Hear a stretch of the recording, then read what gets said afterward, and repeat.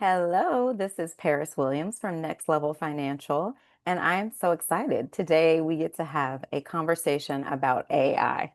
And I just joked that everybody else is talking about it, so we should get in the conversation as well.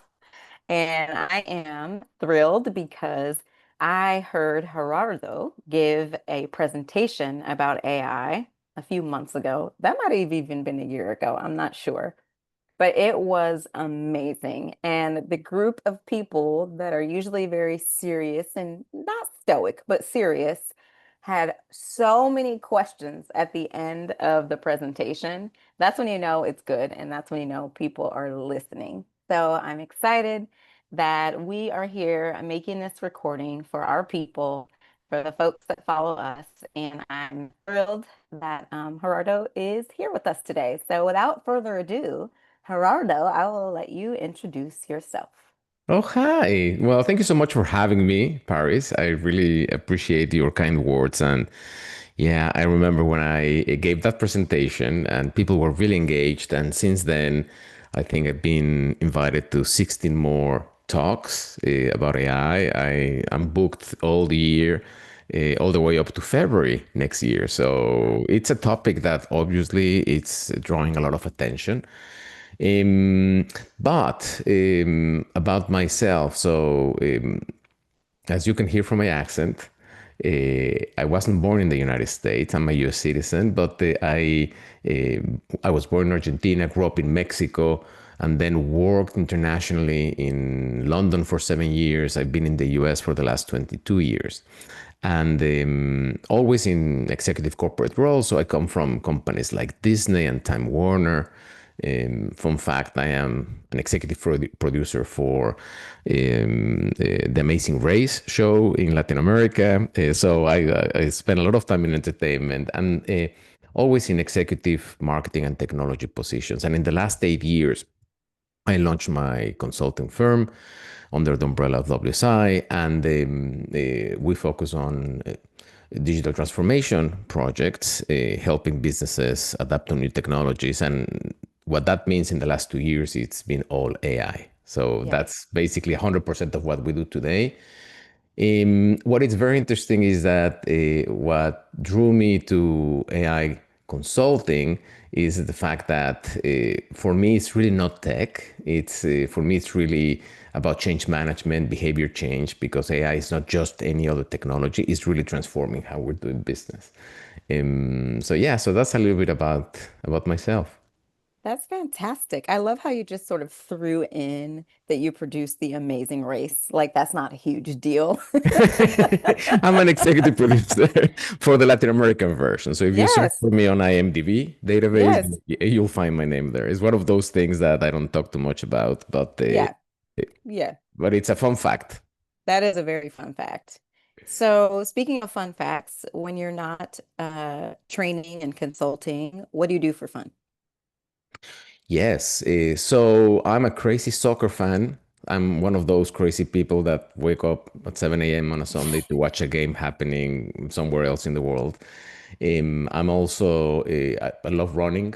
So in the last couple of years, I ran several half marathons. That's the most I do. My body cannot take anything more than a half marathon.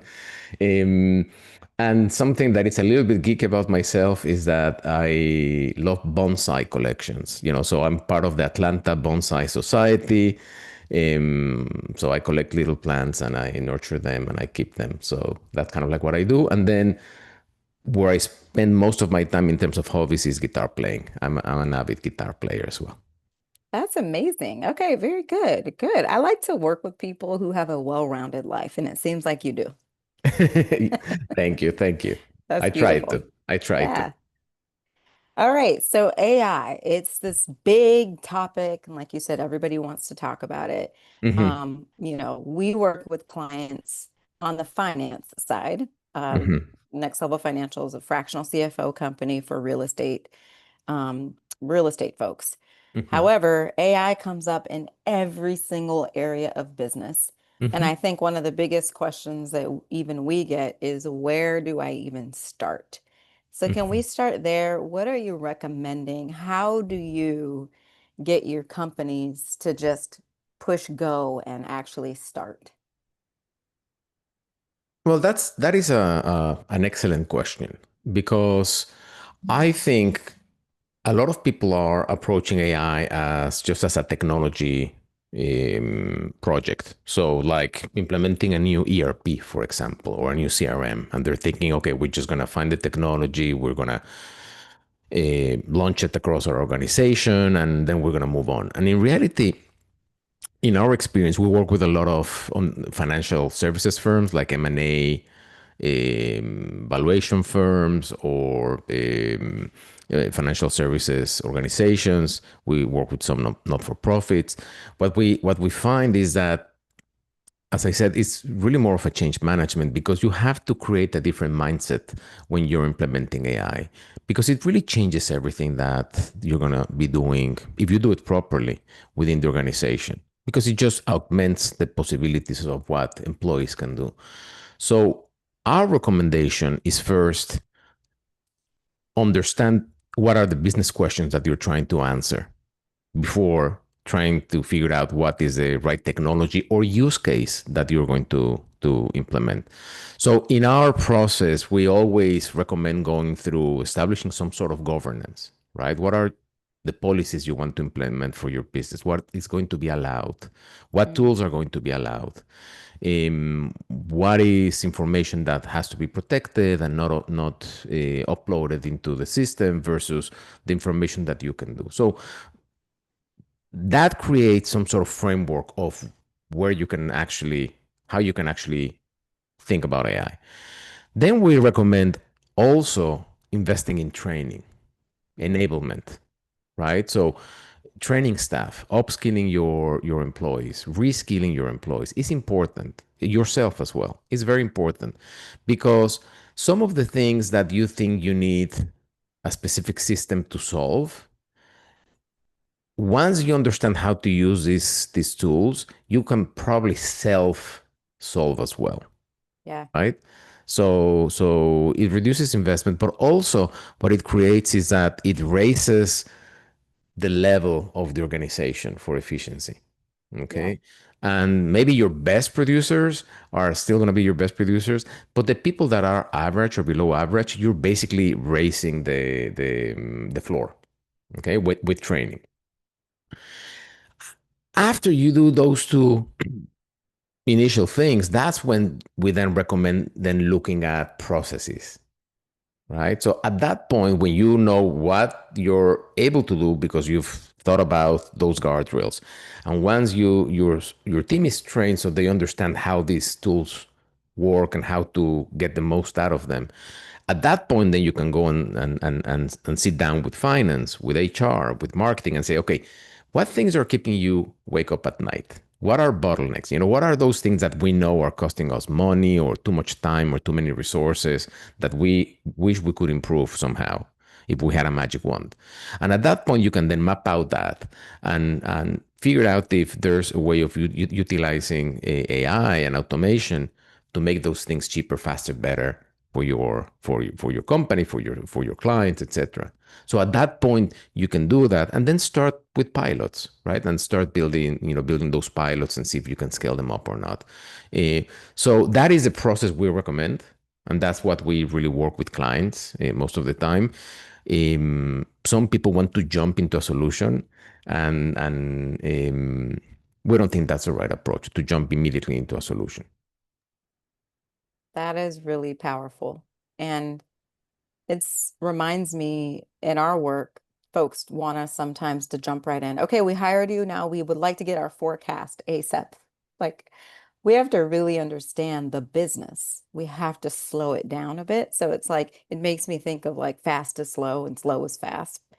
The part where people can solve their own problems. You're enabling the team who understand their business and understand their work through the training. That's really powerful. Yeah, I mean, we did a research as an organization. We interviewed 500 of our clients to talk about AI, and we've also collected research from other studies, and we found that there are some reasons for AI projects to fail, right?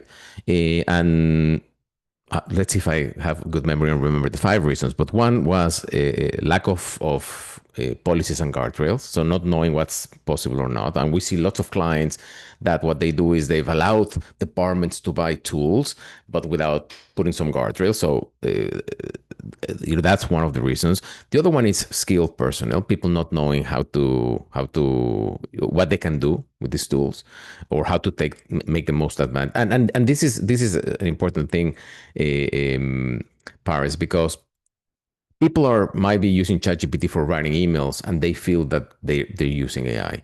And I always say that that's similar to me saying that because I use Excel to budget my vacation, that means that I know how to use a spreadsheet. And it's not the case, as you know, being in finance, right? I cannot use 95% of the functionality of a spreadsheet, right? So it's a very similar situation. Another reason for uh, failure on these projects, and I'm not going to go through the five right now, but the one that we've identified that is very important is lack of experimentation. Meaning, when you start implementing AI, you really need to make a mind shift into becoming a learning organization, because this is moving so fast that as I said, it's not like you've just implemented a CRM and that's your CRM for the next 5 years.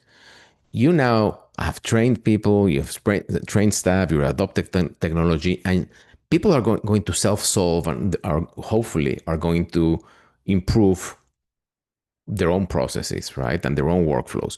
And you have to be able to want to try new things and change, because also these tools change all the time. Today, maybe you're using ChatGPT, but maybe in a year there's something better that you want to transfer to. So that mindset sometimes is more important than the tool that you're using. That's so good. That is so Hmm. good. It makes me think about Carol Dweck's book, The Growth Mindset. And it Hmm. also connects to maybe even company values, right? Because sometimes folks like to do things a certain way and change is difficult. So it's back to your point about change management. How Hmm. are you supporting people? Let's say you meet folks and they're not there yet. Because I think the people that we've met, a lot of them really just want to solve a problem and really fix it quickly, as opposed to the big picture change management that you're talking about. Yeah. How have you helped people, or do you help folks get there to understand how your process is beneficial? Yeah.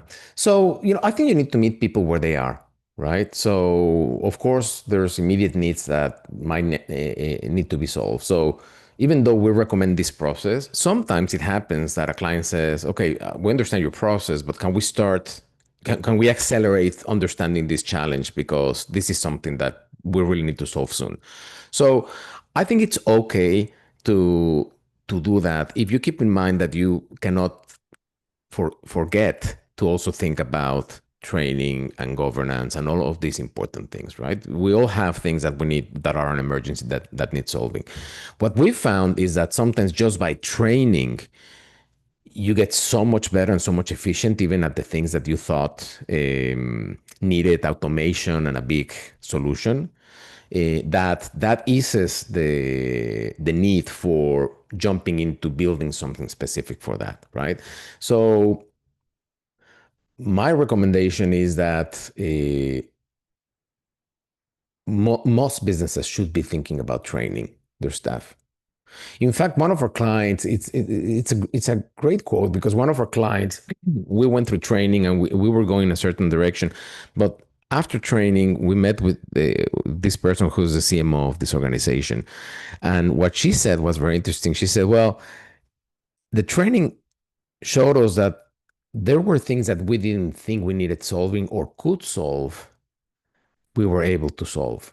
So it opened our minds of things that we were not paying attention to because we didn't think they were improve. There were ways of improving that we just self helped ourselves to improve, right? So that's the thing. That's the type of mindset that happens when you know what are the capabilities and what are the levers that you can pull on these tools.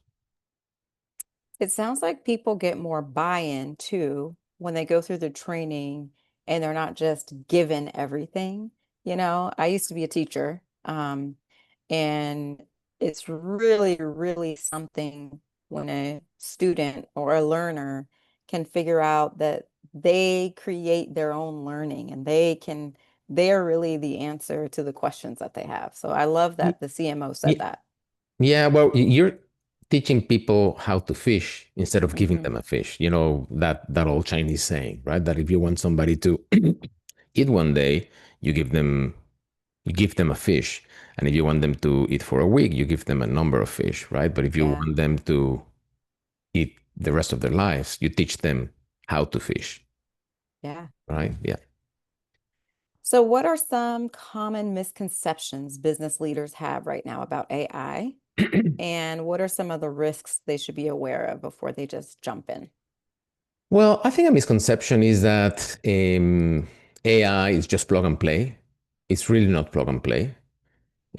You cannot just buy licenses for everybody. Imagine in the 80s and 90s when spreadsheets came out, if companies just bought license of Lotus 123 or Microsoft Excel and left everybody to learn how to use them, that wouldn't work, right? You know, people need to learn how to use those tools, and you have to think about what that means to your processes. So it's just not about plug and play. You have to have a little bit of strategy. You have to have strategy behind that implementation. That's a big misconceptions. Another misconception would be that it's about cost cutting, right? AI is not just about cost cutting. It's about creating real value opportunities. It's about amplification. How can we amplify what we're doing? So we're stop doing busy work and start spending time on value added work. Um, I would say if we talk about risks, right? I think I talked about this, jumping in without some sort of thinking of governance. Even if you're a small company, it's not that you need to have huge AI policies, but you need to understand, are there any data concerns that you have to be protecting? Is there any resistance in your team? For example, we work with some clients that there's resistance, not because there's concern about job losses, but because there's concerns about um, the impact of AI with the environment, right? It happens as well, right? So there's all of these things that we don't think about. We're just thinking about it as a technology. But when you're working on implementation, you're working with humans that have to want to use this technology, and there's a lot of different concerns around it that you have to address as an organization, right? So I think in terms of risks, also is the risk of having shadow AI, meaning you have HR implementing on their own one tool, and then marketing implementing on their own another tool, and then finance doing the same. And then you have probably three or four tools that nobody is auditing, that nobody is checking, that maybe are doing the same thing, that maybe people are not using. So I think that's another risk, right? If you don't take an intentional approach of deciding what are the approved tools, how are we going to use them, etc., you run the risk of just paying for tools that maybe you don't need or that do the same or that are overlapping with each other. So that's another big risk that we see with a lot of clients. Okay, and I guess that also could be solved with the governance, right? I mean, back to your like shadow AI is like folks need guidance around like where are we going within our company? And so that's what the leadership can do for them through the AI governance, right? Exactly, exactly. And also that AI governance means that there's somebody making decisions about what AI tools are available or not, and what projects are being greenlit to be tried out. Um, because it goes in line with what the company wants to do, right? Yeah. A good example is that we see clients letting uh, employees to pay for their own, let's say, ChatGPT Plus, right? And they expense that, and they think, okay, that's fine. They're getting the paid version, they're getting some of the benefits, but in reality, they're running lots of risks because uh, you're now you're now dependent on that employee, that individual employee, to actually protect how they're using data on that personal account. In Yeah. reality, what you should do is at least buy the ChatGPT Teams, for example. In that case, Yeah. if you're using ChatGPT, you use ChatGPT Teams, and you have a company, an individual at the company that it's an admin. It has it has controls over data security.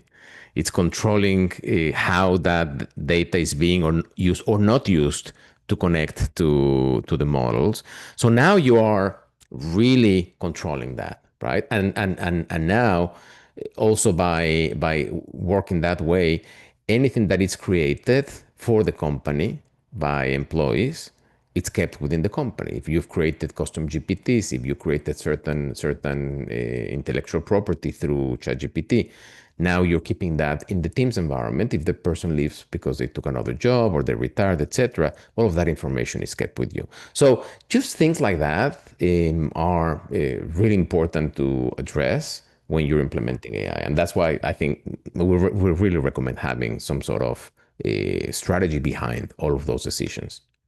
Yeah. Oh, that's good. And that's a great kind of easy thing that somebody could put into place like today. I love that. Yeah, absolutely.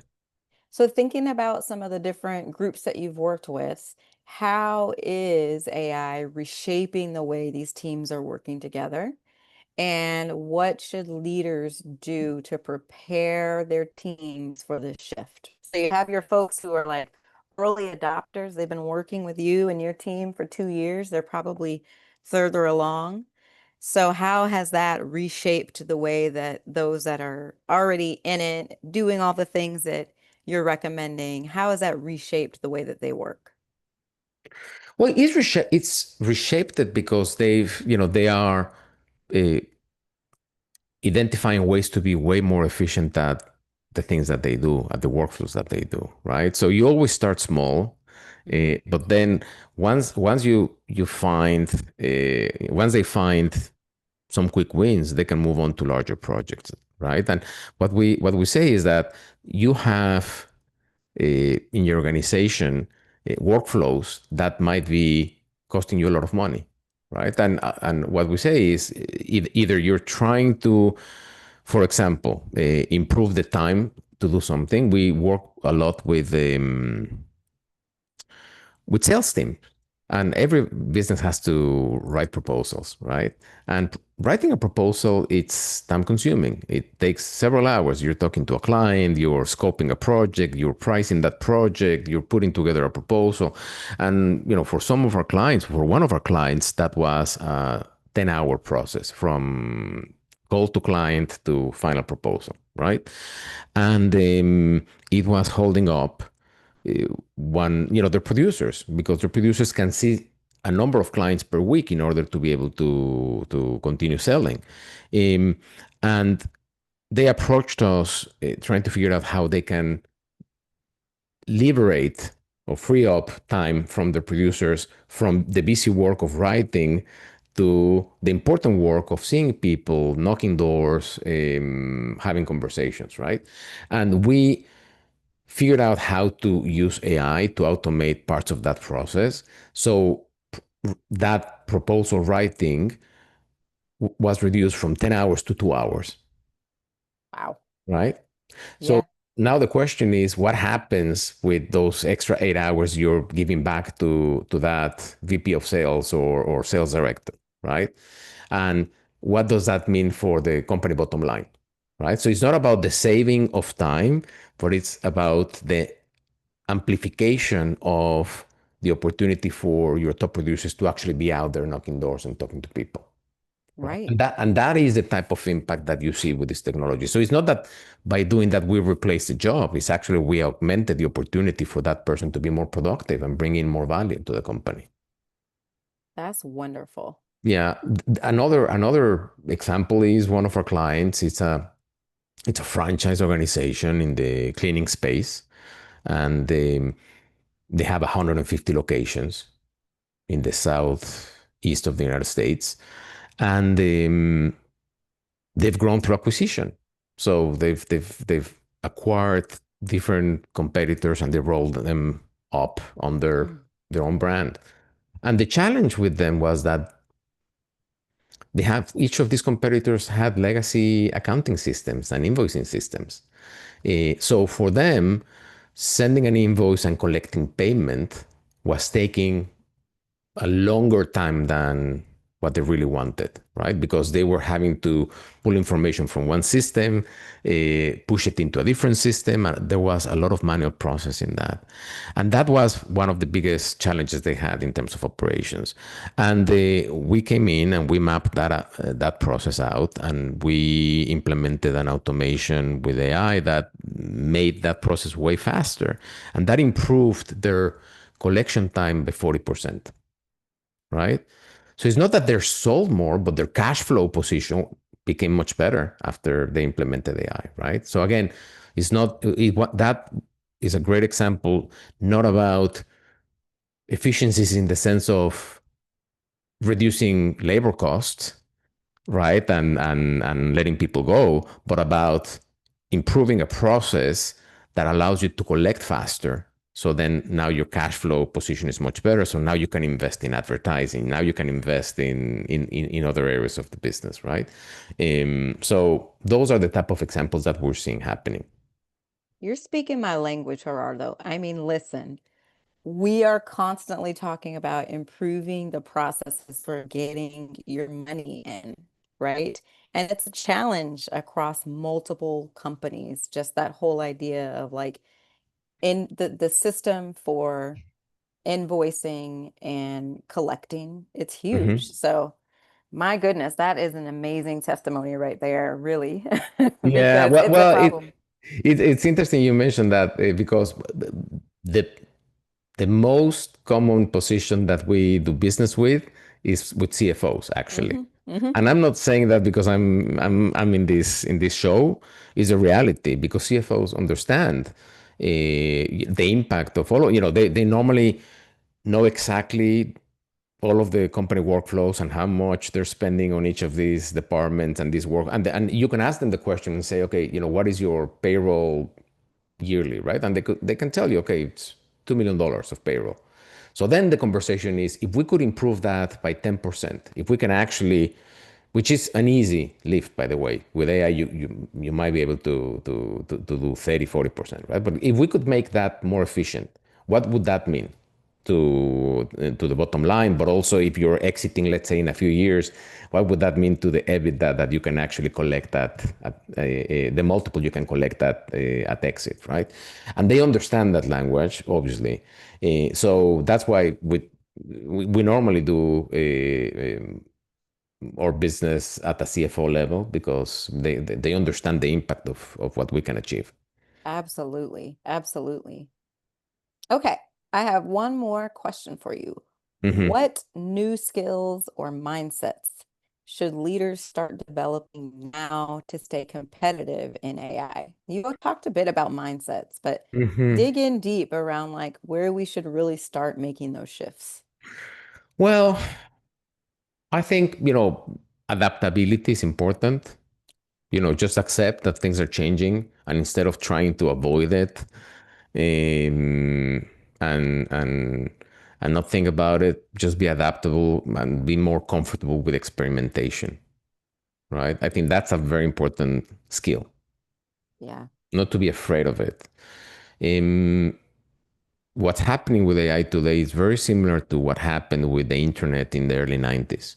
People didn't know Mhm. what to expect. There was this big thing about the internet. People were excited and afraid. And I don't think anybody could ever foresee what that became with the invention of the smartphone and apps and e-commerce and all of those things, right? And, apps like Uber and, you know, in the early 90s, nobody could see that.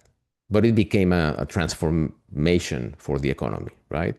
And we're exactly at the same spot right now. What's going to happen in the next 10, 15, 20 years because of AI is going to open so many opportunities. But you have to be willing to experiment and be comfortable with this change because it's going to change how we do things. So I think adaptability and comfort with experimentation is a key skill.